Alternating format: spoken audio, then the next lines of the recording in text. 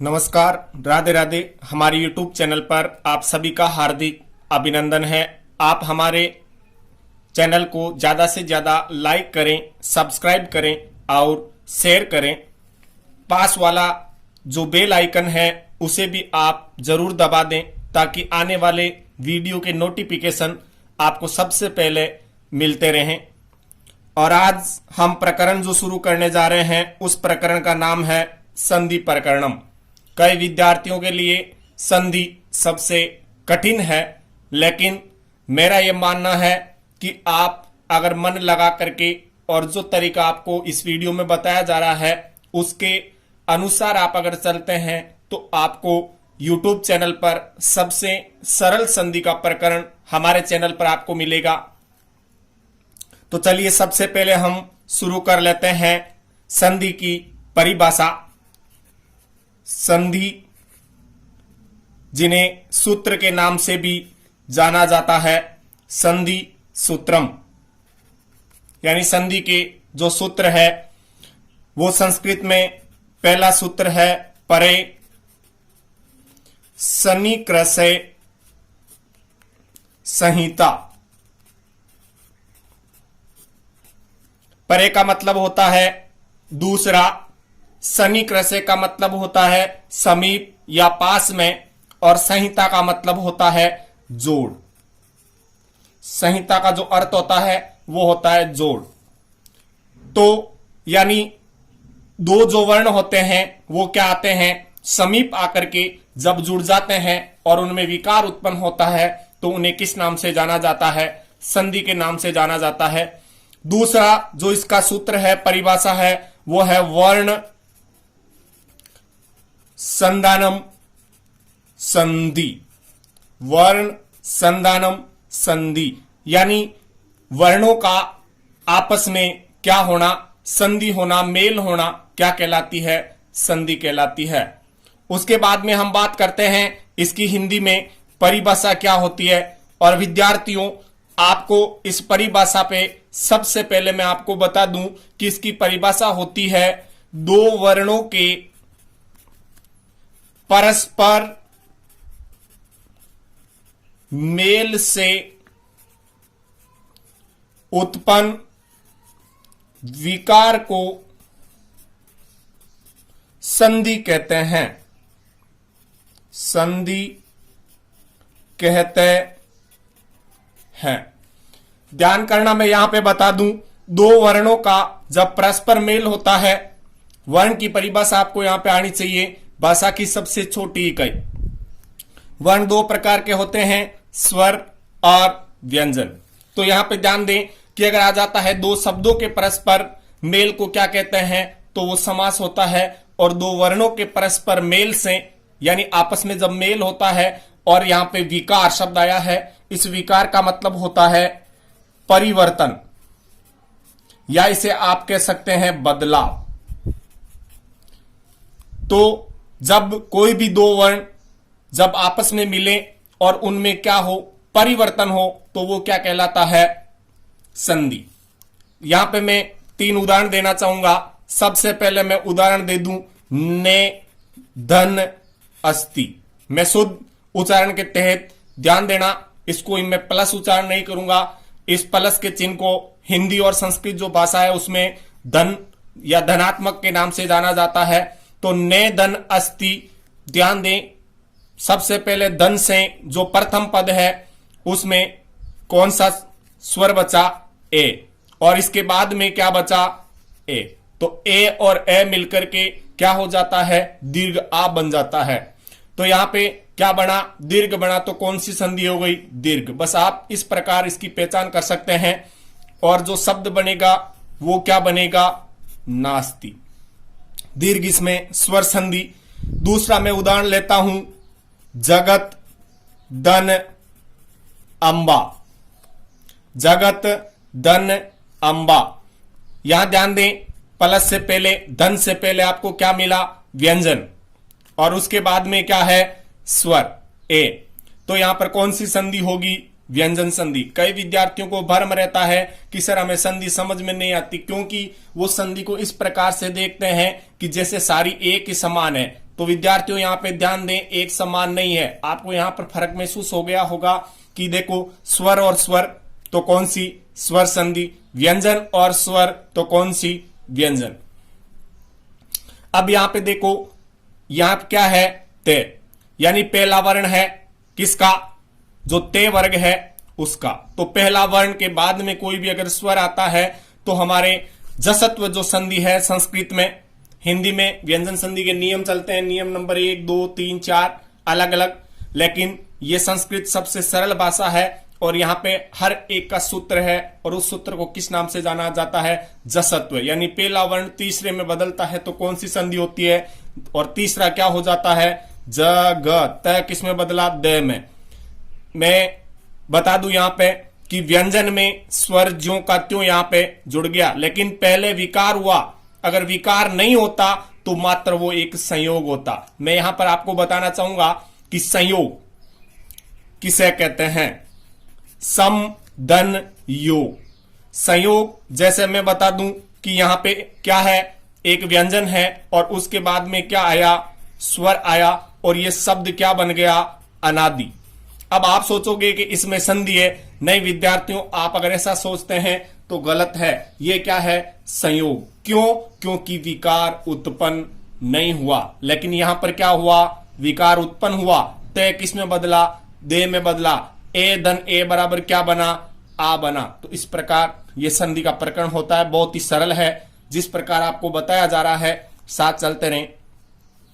तो तय दे क्या था, हलंत था, और हलंत का मतलब व्यंजन, व्यंजन में स्वर क्या होता है, जुड़ जाता है। जुड़ रहा है, विकार हो रहा है तो संधि, नहीं तो मात्र एक संयोग। प्रश्न पूछा जा सकता है यहां संधि नहीं होकर के मात्र एक संयोग का उदाहरण है तो भी, जैसे अनुपयुक्त तो अनुपयुक्त, जबकि आपको कई बार उसमें पूछ लिया जाता है कि इसमें से अनु जो उपसर्ग है वो नहीं है, वो छांटिए, तो आप सोच लेते हैं अनुपयोगी। अरे ऐसा नहीं है, इसके अंदर अन उपसर्ग है और उपयोगी एक शब्द है और वो मात्र क्या है, संयोग है। तो यहां पे क्या हुआ, तय का दे बना, ए जुड़ा पूरा बन गया और बा, जगदम्बा। तो ये किसका, जसत्व व्यंजन संधि का उदाहरण हो गया। और यहां पे मैं लिख दूं नि दन आकार, नि दन आकार। तो क्या हुआ, देखो यहां पे क्या मिलेगा आपको, विसर्ग मिलेगा, तो सीधी बात है, पहचान हो गई क्या हुआ यहां पे। अब आप सोचोगे कि एक बार में समझ में आ जाए, एक बार में समझ में नहीं आएगा। पहले हम क्या पढ़ेंगे, स्वर संधि पढ़ेंगे, व्यंजन संधि पढ़ेंगे, विसर्ग संधि पढ़ेंगे, तो अपने आप यहां पे सारा मैटर हमारे क्लियर होता जाएगा। नियम एक नहीं होते हैं, एक में अनेक नियम होते हैं। तो उन नियमों को अगर कि विसर्ग में कौन से नियम है, व्यंजन हल में कौन से हैं और अच स्वर में कौन से हैं, नियम हमें पता है, तो इसका मतलब हमें संधि कठिन नहीं लगेगी। तो विसर्ग के बाद में क्या आया, कोई स्वर आता है तो विसर्ग किस में बदल जाता है, रे में, और रे में बदलता है तो ये किस संधि का नियम है, रुत्व विसर्ग संधि का। हिंदी में भी विसर्ग संधि के नियम चलते हैं, लेकिन यहां पे नाम है, और नाम इतने सरल नाम दे रखे, इतने सरल सूत्र दे रखे हैं कि हम जब आगे पढ़ेंगे तो क्लियर हमारा हो जाएगा। तो देखो विसर्ग का क्या बना, रे, सामने क्या है, स्वर है, तो स्वर क्या हो जाएगा, जुड़ जाएगा। अब आप कहोगे कि सर ये व्यंजन में बदला तो व्यंजन संधि क्यों नहीं है, क्योंकि यह विसर्ग है और उसमें क्या हो रहा है, विकार हो रहा है, व्यंजन में नहीं हो रहा है। व्यंजन में अगर विकार होता तो व्यंजन संधि, लेकिन यहां पे पहले विसर्ग था, विसर्ग किस में बदला, रे व्यंजन में बदला। अब उसमें क्या हो रहा है, कोई परिवर्तन नहीं है, तो सबसे पहले विसर्ग का परिवर्तन है, तो इसलिए इसको किस में रखा जाता है, विसर्ग संधि में, और शब्द क्या बन जाता है, निराकार। तो इस प्रकार यह हमारे क्लियर हो जाता है। अब विद्यार्थियों हम चलते हैं कि संधि के प्रकार, संधि के प्रकार, या कह सकते हैं संधि के भेद। एक ही चीज है, आप चाहे उसे भेद के दो, आप चाहे प्रकार के दो। कितने होते हैं, मैं यहां पे बता दूं कि संधि के में मूल जो भेद होते हैं वो 3। कितने होते हैं, 3। और वो कौन कौन से हैं, सबसे पहले संस्कृत में अच संधि, जिसे स्वर संधि के नाम से जाना जाता है। नंबर 2 हल संधि, जिसे किसके नाम से जाना जाता है, व्यंजन संधि के नाम से। और नंबर 3 पर जो आती है वो आती है हमारी विसर्ग संधि, जिसे संस्कृत में भी विसर्ग संधि के नाम से ही जाना जाता है। अब हम यहां पे बात कर लेते हैं कि हमारे एक विद्वान जिनका नाम है बटोजी दीक्षित, बटोजी दीक्षित के अनुसार भेद है वो कितने हैं, 5 भेद।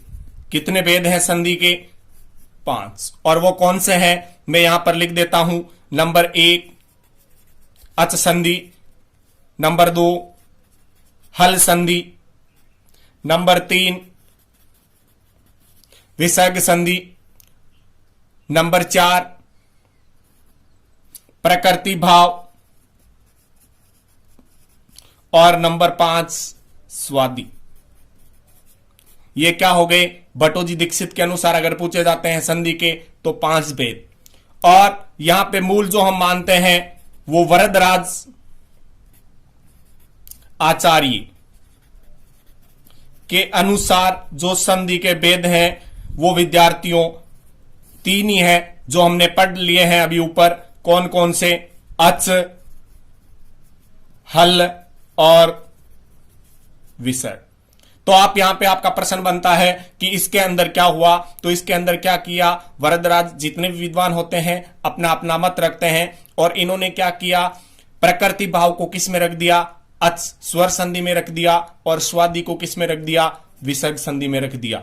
ये ध्यान कर लेना, ये इसमें समाहित कर दिया, और ये प्रकृति भाव है किस में समाहित कर दिया, अच संधि में इन्होंने इसको समाहित कर दिया।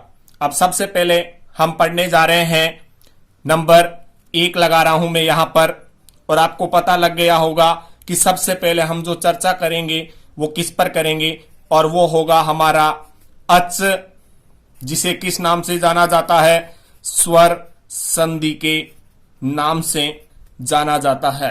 इसके ऊपर हम करेंगे आज चर्चा।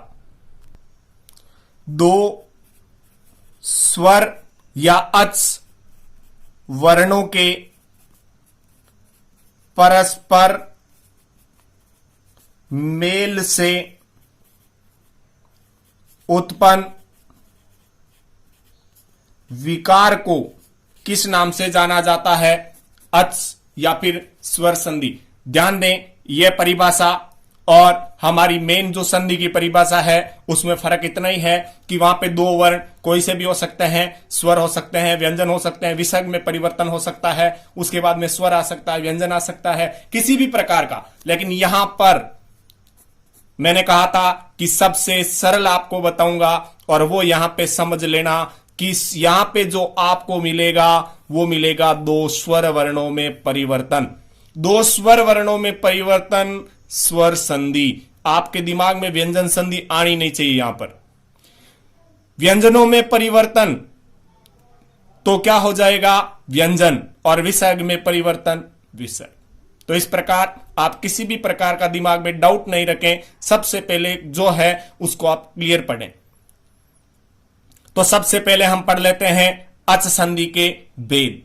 क्या पढ़ लेते हैं, अच संधि के भेद, यानी अच जो स्वर संधि है उसके भेद, संधि के भेद। वैसे विद्यार्थियों हम हिंदी में पढ़ते हैं 5 भेद, लेकिन जो संस्कृत है उसमें कितने भेद होते हैं, 8 भेद। मैं यहां 8 के नाम लिखने जा रहा हूं, और सबसे पहला हमारा जो है वो है दीर्घ अच संधि या दीर्घ स्वर संधि। नंबर 2 पे गुण स्वर संधि। नंबर 3 वृद्धि स्वर संधि। नंबर 4 यण स्वर संधि। नंबर 5 अयादि स्वर संधि। नंबर 6 पूर्व रूप संधि। नंबर 7 पर रूप संधि। और नंबर 8 हमारी है वो मैंने सबसे पहले आपको बता दिया कि अंतिम, और वो 8वां भेद है प्रकृति भाव, जिसको वरदराज आचार्य ने किस में रखा था, स्वर संधि में रखा है। तो इसलिए अब आप को पता है कि आप हिंदी में दीर्घ संधि पढ़ते हैं, गुण संधि पढ़ते हैं, वृद्धि संधि पढ़ते हैं, यण संधि। ध्यान दें, यण जो शुद्ध शब्द है उसमें ण क्या होता है? हलंत। क्यों होता है? क्योंकि संस्कृत का ये एक प्रत्यार है। मैं विस्तार से जब ये पढ़ूंगा उस समय आपको बताऊंगा। अयादि भी पढ़ते हैं। आपके लिए नया है पूर्व रूप, पर रूप और प्रकृति भाव, लेकिन इसका इतना सरल संकलन आपको किसी भी चैनल पर नहीं मिलेगा। तो इसलिए आप अगर नए हैं तो एक बार हमारे चैनल को जरूर सब्सक्राइब कर दें और बेल वाला आइकन जरूर दबा दें, लाइक वाला बटन अवश्य दबाएं। तो हम यहां पे दीर्घ, गुण, वृद्धि, यण, अयादि, पूर्व रूप, पर रूप और प्रकृति भाव, इन आठों के क्या करेंगे? सबसे पहले नाम याद करेंगे। अब हम सबसे पहले जो स्वर संधि है, अच संधि, उसका जो भेद पढ़ने जा रहे हैं। और अच संधि का पहला जो भेद होता है विद्यार्थियों, वो होता है दीर्घ संधि। किसी के जहन में अभी भी प्रश्न है कि सर आप बोल रहे हैं अच, तो आपको माहेश्वरी सूत्र मैंने पढ़ा दिए हैं, उस वीडियो को आप जाकर के देख लें कि अच का मतलब आई, उण, री, लृक जो है उसके अंदर आपको मिल जाएगा कि अच होते हैं वो क्या होते हैं? सारे के सारे स्वर होते हैं। जो 4 सूत्र हैं वो आप देख लें। तो सबसे पहले दीर्घ संधि, और दीर्घ संधि का जो सूत्र होता है वो होता है अके सवर्णे दीर्घ। और ये आपको अगर पता नहीं है तो यहां पे मैं लिख देता हूं, आई, उण पहला, और दूसरा है री, लृक, तीसरा है ए, औंग, और चौथा है आई, औच। तो इस प्रकार ये देख लो, अच क्या पढ़ने जा रहे हैं हम? स्वर संधि। अगर आपको पूछ लिया जाता है तो मैं ये दूसरी बार प्रश्न बता रहा हूं कि मूल माहेश्वरी सूत्र के अनुसार स्वरों की जो संख्या है वो 9, क्योंकि हलंत को गिना नहीं जाएगा। 3, 3, 3, 2, 5, 6, 7, 8 और 9। वैसे अगर आपको पूछ लिया जाता है कि कुल जो स्वरों की संख्या है तो वो कितनी है? 13, जबकि माहेश्वरी सूत्र के अनुसार जो स्वरों की संख्या है वो कितनी है? 9। अब हम यहां पे बता दूं, अक, अक का मतलब क्या हुआ? ए, ई, उ, री और लृ के बाद में क्या आता है? स वर्ण यानी समान। समान का मतलब एक के सामने क्या आ सकता है? ए आ सकता है, आ सकता है। मैं यहां पे सबसे पहले आपको परिभाषा लिख दूं, उसके बाद में आपको बताऊंगा कि यदि हरिस्व या दीर्घ, हरिस्व का मतलब छोटा, दीर्घ यानी बड़ा, क्या हो? ए, ई, उ, री के बाद कोई भी हरिस्व या दीर्घ समान वर्ण ए, ई, उ, री आए तो यह क्रम से दीर्घ आ, ई, उ, री में क्या होते हैं? बदल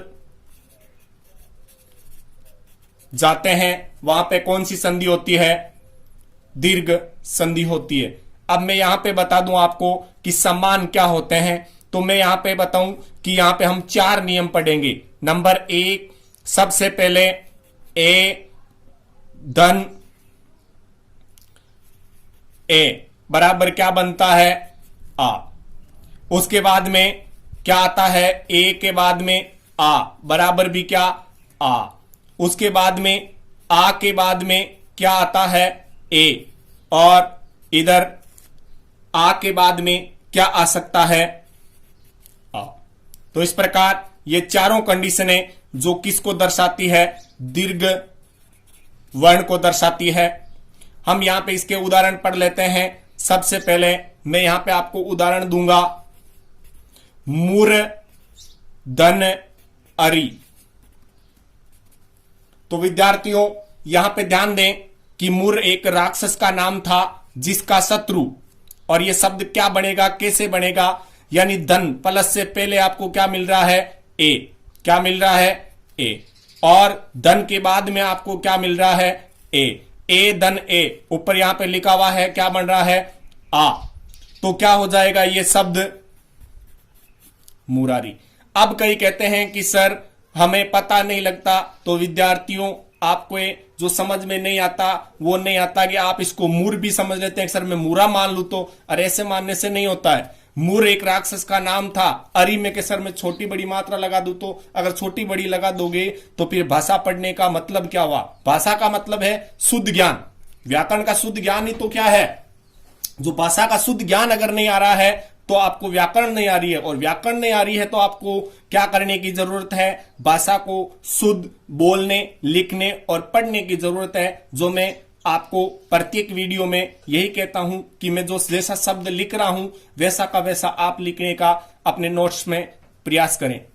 अब मैं अगला उदाहरण दूंगा, यहां पे धर्म धन आत्मा बराबर शब्द क्या बनता है, धर्मात्मा। कैसे बना कि ए के बाद में क्या आया, आ, बराबर क्या बन गया, आ। तो यहां पे देखो धर्म आ और मा, यह भी बात आ रही है कि सर कहीं आप विसर्ग लगा रहे हो, तो आपको पता है कि हरिस्व स्वर के बाद में क्या लगेगा, विसर्ग लगेगा, दीर्घ के बाद में विसर्ग नहीं लगेगा अंतिम में। ऐसे ही मैं शब्द ले लेता हूं, यहां पे एक शब्द आपको दे रहा हूं मैं, और मैं यहां पे शब्द लिख रहा हूं रामानुजय। रामानुजय शब्द का आपको संधि विच्छेद करना है, तो विद्यार्थियों सबसे पहले आपको प्लस का चिन्ह लगाना है। अब क्या करना है कि सबसे पहले आपको इधर एक शब्द लेना है, और वो शब्द आपके जहन में आता है, सर राम भी हो सकता है, रामा भी हो सकता है, नहीं, यहां पे सबसे पहले जो शब्द लिया वो क्या है, राम। राम के अनुज क्या कहलाते हैं, रामानुज। तो उसके बाद में यहां पे आप कहोगे मैं ए लूं, आ लूं, लेकिन शब्द क्या है, अनुज। अनुज का मतलब, अनु का मतलब होता है बाद में या पीछे, जे यानी जन्म लेने वाला। तो इस प्रकार शब्द की सार्थकता का आप ध्यान रखें। अब दूसरा नियम हम पढ़ने जा रहे हैं, और वो नियम सबसे पहले हम लेते हैं ई के बाद में ई हो सकता है, उसके बाद में ई धन ई होगा, उसके बाद में ई धन ई होगा, और उसके बाद में ई धन ई।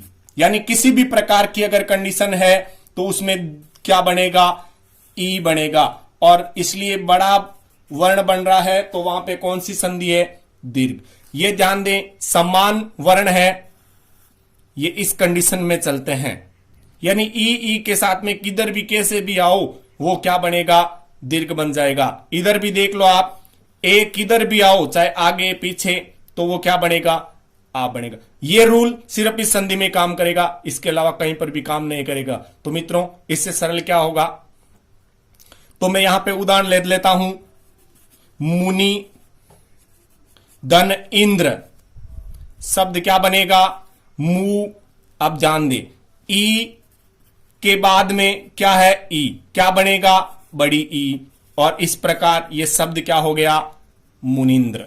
अब कई कहते हैं सर मुनि जो शब्द है, मैं यहां पे शब्द इसी से मिलता जुलता दे देता हूं, और वो शब्द मैं लिख रहा हूं विद्यार्थियों मुनीस। अच्छा शब्द है, ध्यान दें। सबसे पहले मैंने बताया क्या लगाओ, प्लस का चिन्ह।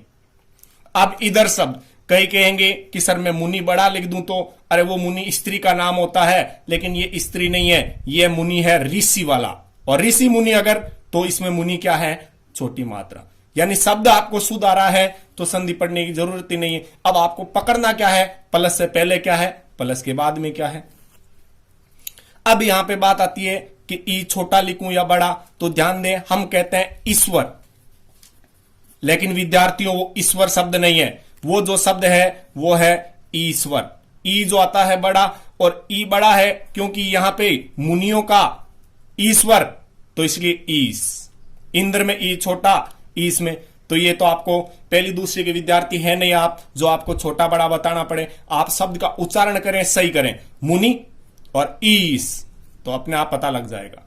और यहां पे मैं अंतिम इसका उदाहरण दे देता हूं, मैं शब्द लिख देता हूं यहां पर, इधर दे रहा हूं मैं आपको श्रीस।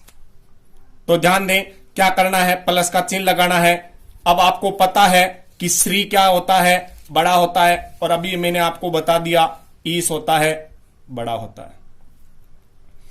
एक उदाहरण मैं और दे देता हूं यहां पर, और वो उदाहरण दे रहा हूं महेंद्र। वही सबसे पहले प्लस का चिन्ह। अब क्या करना है, इधर वाला शब्द पता कर लो भले, आपको इंद्र मिल गया। किधर से करो, एक शब्द ढूंढे आप, इंद्र मिल गया। अब क्या करना, इंद्र तो हो नहीं सकता, मैंने बता दिया गलत होगा, इंद्र इंद्र होता है।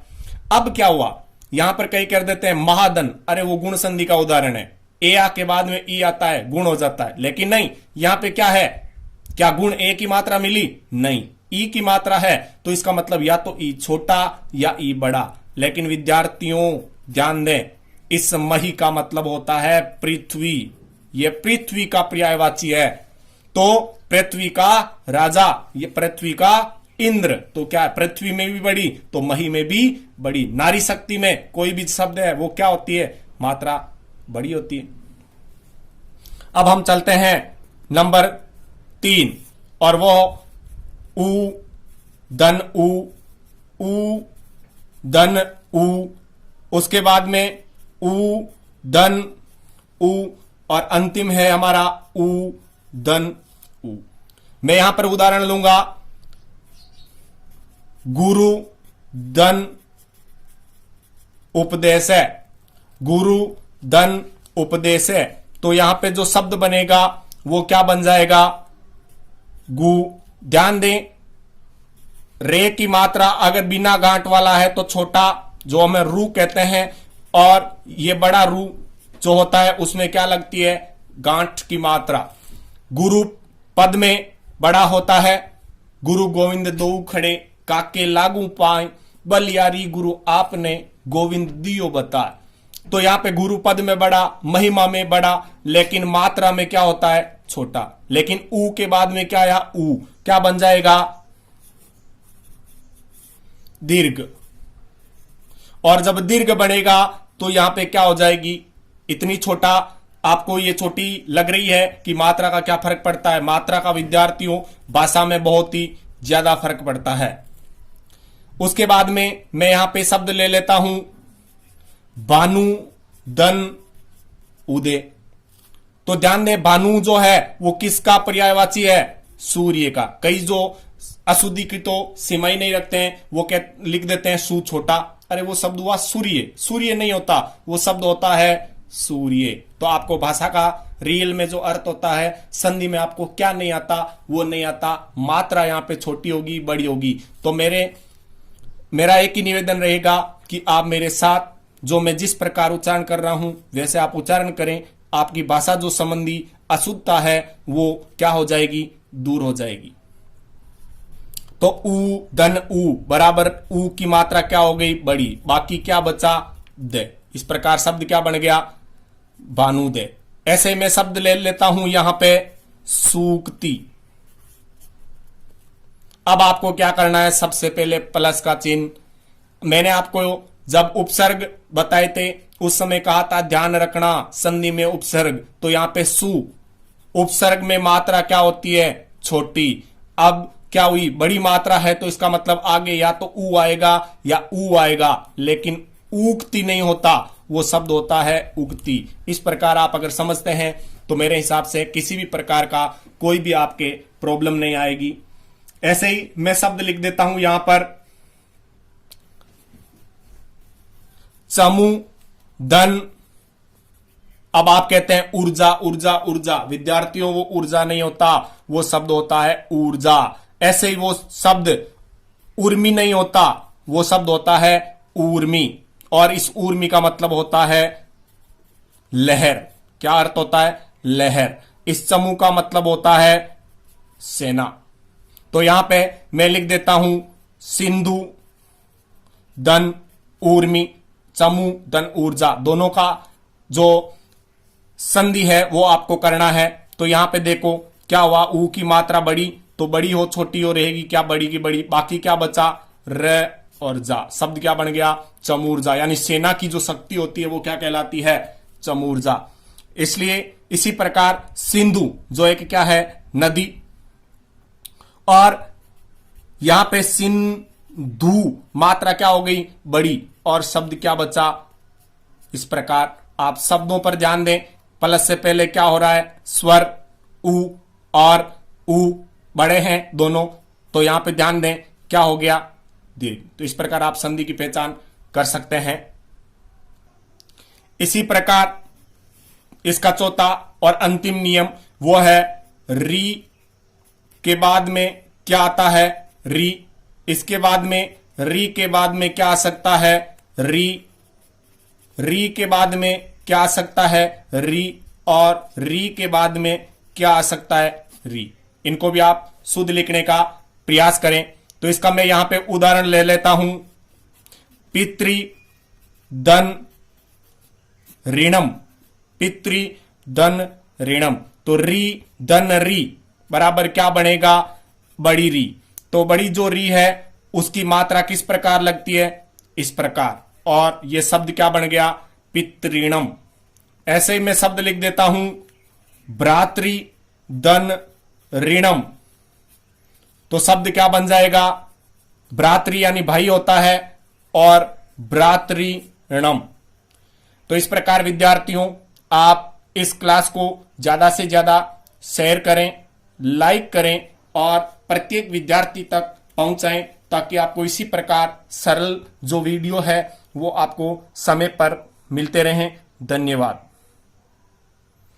और हां, कमेंट में आप जरूर लिखें कि हमारी ये जो क्लास है वो आपको कैसी लगी, ताकि हम अगली जो क्लास है उसमें विभिन्न प्रकार के जो आपके सुझाव है उसके अकॉर्डिंग उसको क्लास में शामिल कर सकें। फिर से एक बार आप सभी का तहे दिल से धन्यवाद।